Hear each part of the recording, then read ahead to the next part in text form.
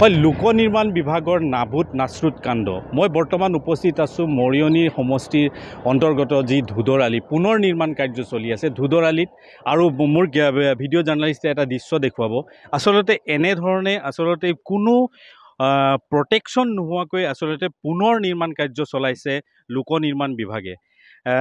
IMBPL বুলি এটা সন্থাই এই কাৰ্যটোৰ নিবিদা লাভ কৰিছে আৰু এই নিবিদা লাভ কৰাৰ পিছত তেওঁলোকে নিজৰ ময়মতালি অব্যাহত ৰাখিছে বিভিন্ন সময়ত সৰু বৰ কিছু দুৰ্ঘটনাও সংঘটিত হোৱা আমি দেখিবলৈ পাইছোঁ মোৰ ভিডিঅ' জাৰ্নালিষ্টে দেখুৱাইছে আসলতে কোনো প্ৰটেকশ্যন নাই আৰু ইয়াত কিছুমান কামৰো বিসংগতি হোৱা দেখা গৈছে আমি জানিব পাৰিছোঁ আমি বিভিন্ন সময়ত বিভিন্নজনে আমাৰ লগত যোগাযোগ কৰিছিলে যোগাযোগ কৰাৰ পিছত আমি দেখিবলৈ পাইছিলোঁ ইয়াত 2.5 ফুট যিটো পুৰণা ৰাস্তাৰ পৰা 2.5 ফুট চেণ্ড গ্ৰেভেল পেলাব লাগে কিন্তু সেই 2.5 ফুটৰ জেগাত প্ৰায় 1.5 ফুটমানহে তেওঁলোকে সেই চেণ্ড গ্ৰেভেল পেলাই নিজৰ কাম ইমানতে সমাপ্ত কৰিছে আসলতে ক'ব লাগিব যে চৰকাৰী ধনৰ অপচয় বিভিন্ন সময়ত আমি NKTVয়ে আমি বাতৰি সম্প্ৰচাৰ কৰিছিলোঁ পথ নিৰ্মাণৰ ক্ষেত্ৰত যি ধুদৰালিৰ পুনৰ নিৰ্মাণ কাৰ্য চলি আছে সেই পুনৰ নিৰ্মাণ কাৰ্যত বিভিন্ন ধৰণৰ দুৰ্নীতি বা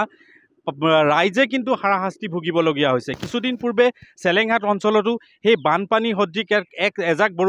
বৰষুণতে বানপানী সদৃশৰ পৰিৱেশ সৃষ্টি হৈছিলে মোৰ সৈতে আদিবাসী ছাত্ৰ সন্থাৰ বিষয়ববীয়া আছে মই তেখেতৰ পৰা জানিব বিচাৰিম হয় আপোনালোকে বিভিন্ন সময়ত আপোনালোকে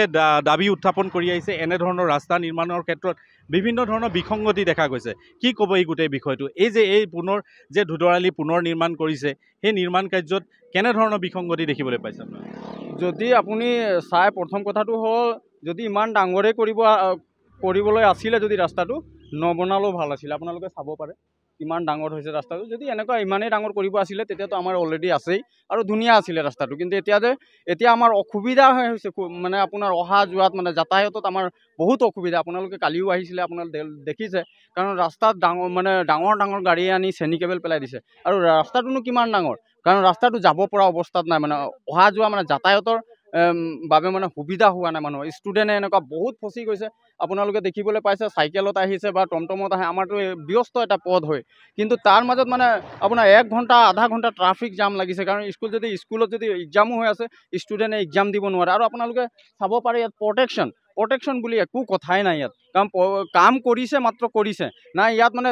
বিভাগীয় কৰ্তৃপক্ষৰ পৰা কোনোবা আহিছে না বিভাগীয় কৰ্তৃপক্ষক যদি ক'ৰবাত বিচৰা হয় কথা পাতিম বুলি যে কিমান ডাঙৰ হ'ব লাগে বা কিমান মানে বহল হ'ব ৰাস্তাটো যদি আমি জানিব খোজোঁ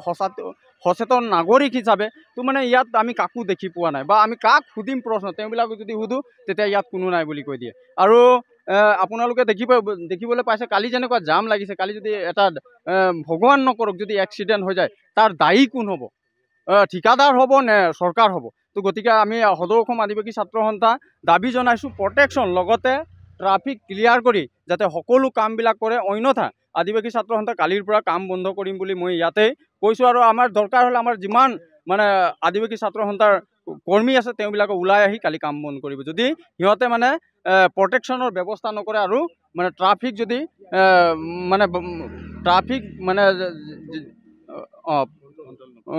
কণ্ট্ৰল নকৰে তেতিয়া আমি মানে কাম বন্ধ কৰিবলৈ বাধ্য কালি আজি আমি কিছু সময় পূৰ্বে আমি দেখিব পাইছিলোঁ যে ইয়াত